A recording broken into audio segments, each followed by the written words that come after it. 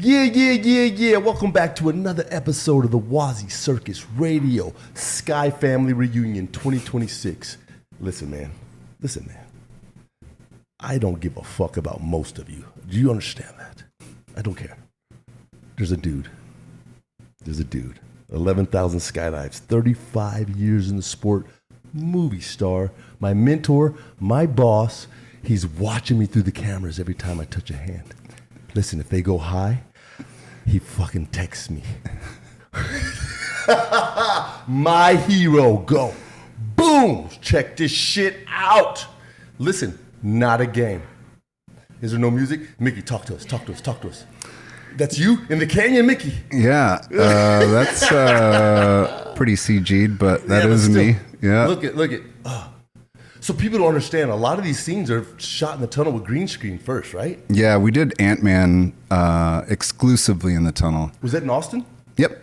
Actually, I'm sorry. It was Dallas. It was Dallas. Austin. Nope, it was Dallas. The first part was in Austin when they were trying to fly the ball. Then they went to Dallas for the shooting. Correct. But they trained with us. Yep. That was like my second movie I was involved in. The first one was Star Trek, Voyager. Did you do something with them? Mm-mm. The track scene when they jumped off the tower, they used some tunnel stuff. Wow. And they came to Austin. They had the green screen, the whole setup. Did they have the markers on your suit? The whole thing. Yeah. Yeah, dude. Look at Mickey. Look at this shit. Man, listen, if you guys... God, I don't care how many thousands of jumps you get. These experiences this guy has had.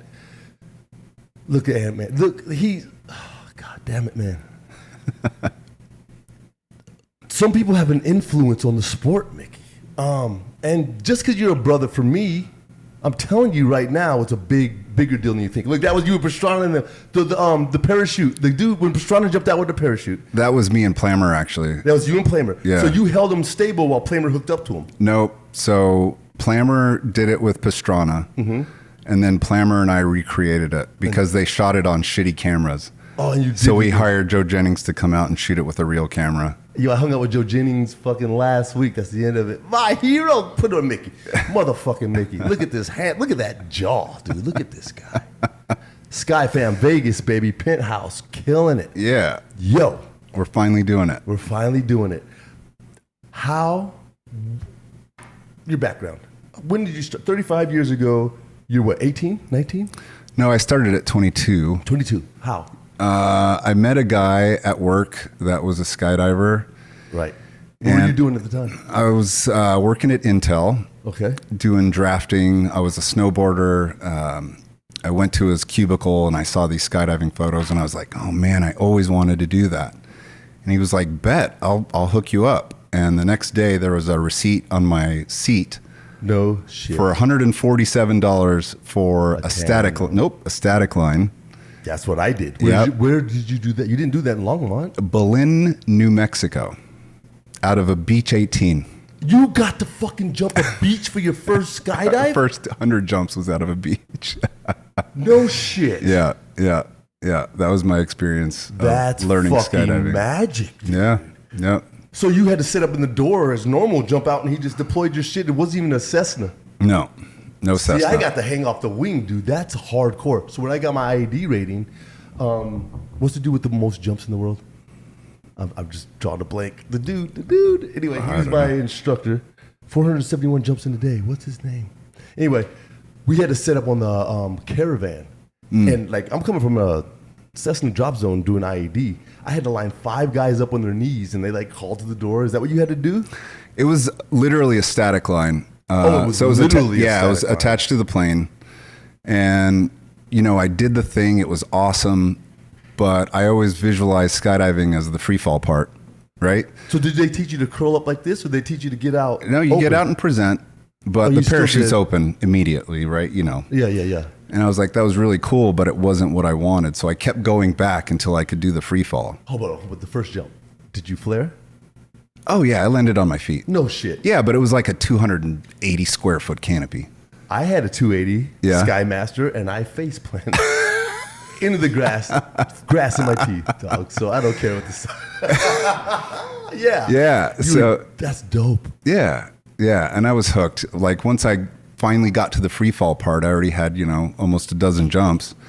And I just loved it. I loved the people. Okay, so you had 12 canopy landings before you went to free fall. That's beautiful. Yeah. I think that's the way it should be taught. If you ask me, every student should have an hour or two in the tunnel, and then just do some static line jumps, learn how to land, and then you can go fucking do flips and shit, right? It doesn't really matter. Yeah, I think the best program out there now is AFP. One instructor, 18 jumps or something with an instructor. I think that's the way to go. Huh? The remote, okay. All right. That's what they're running in Skydive Chicago, San Marcos. Yep. So it's 2 tandems, and then you deploy twice, and then they take you. And I think Rook teaches them how to skydive. I mean, sit fly. Isn't sit flying included in the Skydive Chicago plan, like 20-something jumps? I don't think so. I mean, there's instability, you know, doing flips and whatnot, but I think it's just a better. Will cover that? No, I think it's a better program than AFF, though. Yeah. You know, well, AFF is 7 jumps. They're more likely to want to stay in the sport, I think. Right. So you left Berlin, and what was your first turbine drop zone making? Skydive Arizona. So how did you get to AZ that quick? So the guy that got me into skydiving told me about Turbine Madness, and it was over. Yep, it was over Memorial Day, and it was $10 jumps at Skydive Arizona. God bless. Yeah, and I went out there and I was blown away. Right, it was like, holy shit, all these otters, altitude in 15 minutes. But you're coming from a beach, but it's a rotary. It's slow. Rotary, and the LZ is at 5,500 feet. Oh shit! So yeah. Where's Berlin? Just south of Albuquerque. Oh, that's Skydive, New Mexico. Yeah, sorry, just north of Albuquerque. Yeah, that's not Skydive, New Mexico. North of Albuquerque. Is it still there? I don't think so. It's come and gone a couple of times. Yeah, but I don't think it's currently there. Because I lived in New Mexico, there was no beach. Trust me. Yeah. I would have crawled to the beach. And then the next plane was a Queen Air. Single engine? Nope, just like a King Air, just different engines, I think. Yeah. Okay, they're not dashes. Well, but okay. Yeah, I'm not even still sure. Fast. A little faster than the beach, yeah. And where was that at? That was at Skydive, New Mexico. Oh, that dude was just bringing in whatever the fuck he could. Yeah. That's a good DZO. Yeah, it was. Yeah. It was a club. Those are fucking so wild to me. They're skydive clubs. Tiger Woods belongs to one. Like the guys, and you just show up and jump, and they have planes, and like I've heard, like they'll have an otter sitting around, and if it's just you, they'll take you up in the club. Not at Skydive, New Mexico. Okay, well, maybe not New Mexico, but like I think it's New Hampshire and Vermont have some sick clubs. Huh. Yeah. So I went to Arizona, and I was like, I've got to be here, and so. How was the reception as a brother when you walked up? How many jumps did you have when you got to Arizona? It was great. So the Turbine Madness boogie, I just got my A license. Oh, you're brand new. So I was 25 jumps, and one of the first people I met was Dan BC. BC. Yep. No shit. Yep. And he introduced himself, and and that's it. Yeah. Oh, you're in. You got the fucking guy. They were super receptive. Yeah. It was great. That's dope. Great drop zone. And it's been like that for me too. Yeah. No one's ever. Even in Oklahoma, no one's ever. Yep. You know what I mean? Yeah. Not in our sport. Not in our sport. Yeah. It's a beautiful thing. Yep. Like you don't even know a guy's real name or what he does for a living, but you're his doesn't matter. Friend. Yeah. You know what I mean? And you can't wait to see the guy. Yeah. That commonality in skydiving is really a beautiful thing. It's a humbling, but like empowering type thing. Like I belong. You can belong in this sport if you just jump. That's all it takes. Yep. Right? Ride the plane up. You don't even have to be on the load with the guy. You ride the plane up with this guy, your brothers for life. That's what people miss, man. Yeah. It's beautiful. Yeah. So when did you get into the tunnel? You got 25 jumps. What happened at that boogie? Let's go back. What happened at that boogie? Young Mickey in Arizona walking around. Well, you know how boogie jumps are. 24, 25. How old are you? How old am I now? No, how old were you when you had that boogie? 23, 24. Just a young, fresh face. Yeah. Yeah, I was blown away. I had so much fun. I jumped with whoever I could jump with. And, you know, it was eye-opening. First time in the tunnel, I believe was 2003 in Orlando. Craig Gerard and I. Spaceship. Yeah, the old one. Yep. Gerard is a friend of the fucking podcast. I love Craig. Yeah, we went out there and did a one-on-one camp. And I was not as good of flyer as I thought I was. You never are. And so I was like, man, you know, I wanna be a competitor, and I knew I needed to be in the tunnel a lot. How did you know you wanted to be a competitor? From being in Arizona. When I moved to Arizona and was watching airspeed train, I was like, that's what I want to do. Do you have a sports background?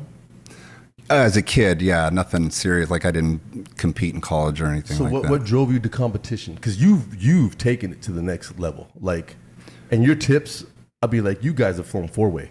Yeah.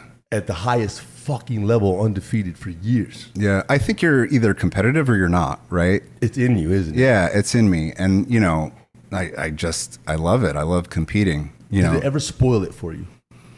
Like, because a lot of times people compete and then they go back to the drop zone. And if they're not training, and if it's not a special, fun jumping seems worthless. Yeah. And then they get burned out. And if they're not pushing it, they don't show up and then they move on.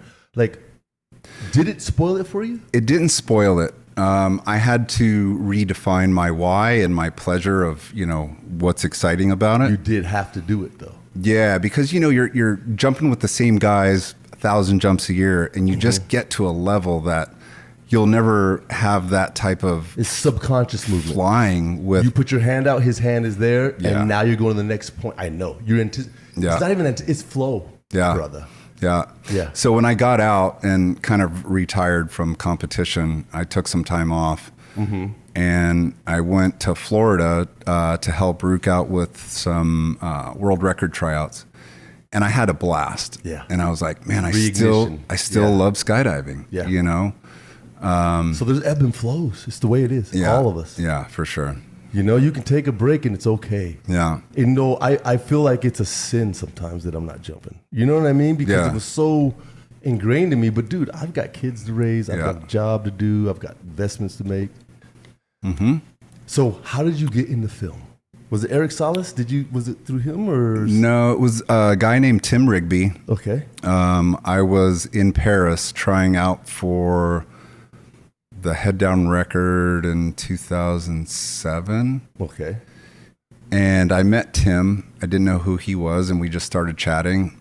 And he was like, man, you know, I don't want to offend you, but there's not a lot of colored skydivers, people of color in skydiving with your did your he say talent. the word colored? No, he said just kidding. he said people of color. I don't care. Tim, I love you. I don't give a fuck. Yeah, no, he's great. He's fantastic. And we exchanged information. And I went back to Arizona. I lived in Arizona at the time. And 2 weeks later, I get a call from him. And he's like, hey, this is Tim. A thing came up, and you would be perfect for it. Do you want to come out? God, it's an opportunity. Dude, Yeah. out of the sky. Yeah. And so that kind of started it. And then just That's it? the phone kept ringing. I kept getting gigs, you know? Because you were good. Yeah. Dude, if you were doing the head down record in 2007, I started jumping in 2005. So you were already Sky God, dude. Like, I was watching you from then, I think. I was watching you from then. I've known you the whole time I've ever skydived. Because you were the only face that looked like mine, bro.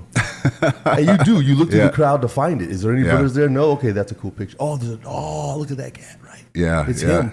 It's him. And then, did I meet you at the Denver Tunnel? I met you. I met you maybe the Dallas. I think in Austin. No. Before that, dude, were you on the boogie tour for Bob at the Sky Venture Tunnel? No, but I did coach in Denver before I worked at Did you back ever in. come to Skydive Dallas? Yeah. Do any jumps? Yep. I think I met you Skydive Dallas. Okay. You were the only brother I'd ever seen but me. I thought I was the only one, and I thought I was dope, and I was so upset when I saw you. I was like, "What? This nigga's stealing my glory." Like I'm hooking it. Just What adding the to it. Just adding to it. Just adding to Hey, it. do you remember the shirt? Not Mickey, not Waz. Yes. Not, Yes. yes. Yes. It's so cool. It is cool. Hey, but there's so many of us in the sport now that it doesn't even matter anymore. Yep. That's a beautiful thing. Yep. For sure. All right, I promised you 20 minutes. I know we're over. Hey, That's all right. somebody just starting that wants to take it, when they want to compete, give them some advice. Just find somebody with a like interest that wants to do what you want to do. Figure out what discipline you want to meld yourself into and go compete. So here's the harder question. How do you get 4 adults to fucking agree to show up? That's the hardest part. That's the hardest part. That's the hardest part. And it's the most important part, that you're on the same page and everybody has the same commitment, right? I can't tell you how many teams I've coached that one person is like, okay, we're going to make 500 jumps. And there's one person that's like, I'm only going to do 100 jumps. Right. And it's like, okay, we need to figure that part out first. Like we need to find what's the lowest common denominator and go from there. But people, so you got to compromise, right? You can't be all, because like people are stringent on teams for training, fucking training. Yeah. Like but go compete. Don't worry about winning. Don't worry about places. Get the experience of competing. I say that to you. No, for sure. I mean, I've lost more than I've won. Oh, but you've won a lot. It's like Michael I've Jordan, baby. I've won a little bit. Yes, sir. All right. I was going to end it. Guatemala. Yeah. MFS. Yeah. MFS. The future. It's not the future. It's old. MFS has been around for a while, but it's. I think it's the epitome coolest. Yeah, it's the coolest discipline because it's all angles. Yeah. And if you're not comfortable in all angles, don't even show up. My mom, it don't matter. Yeah. So, how is the Guatemala team picking up? Because it's easier to get into big way or 16 or 22 way belly and turn some points. And for your country, it's a visual thing. Everybody can see it. How do they get into MFS? It's so refined and it's so distilled. It's weird that these other countries are even focusing on that. To be honest, I don't know, but I'm so stoked for them that their excitement level is 10. And there's guys and gals with a couple hundred jumps that are doing belly back jumps and doing quite well. Sick. Yeah. So you and Jason Peters. Yeah. Jason, friend of the show. I love Jason. Yeah. Fucking legend. The master. The GOAT. Like, dude, to be on the plane with that guy. Right? Just for him and who's his teammate? Andy. And Taylor. Yeah. And they're about to get out and you're like, dude, they're about to do more magic on this one jump than I'm going to get in a month of skydiving. Yeah. I guarantee it. Yeah. You know what I mean? Yeah. Fucking crazy. And humble and just awesome people. Hey, Jason, mad love, man. I've spent some time with you at the Bent Prop, man. I really respect. And he doesn't drink, right? So we just sit there and talk. Yeah. It's rad. Yeah. And Andy doesn't drink. Oh, Andy doesn't drink either. Andy doesn't talk to me.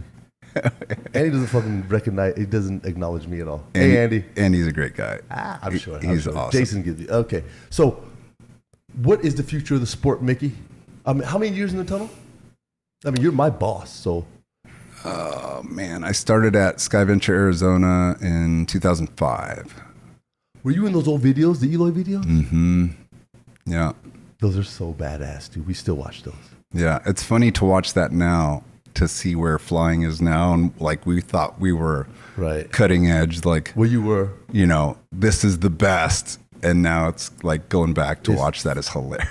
I know. It's just people they obsess over precision. Yeah. It's almost an addiction, this flight thing, man. Yeah.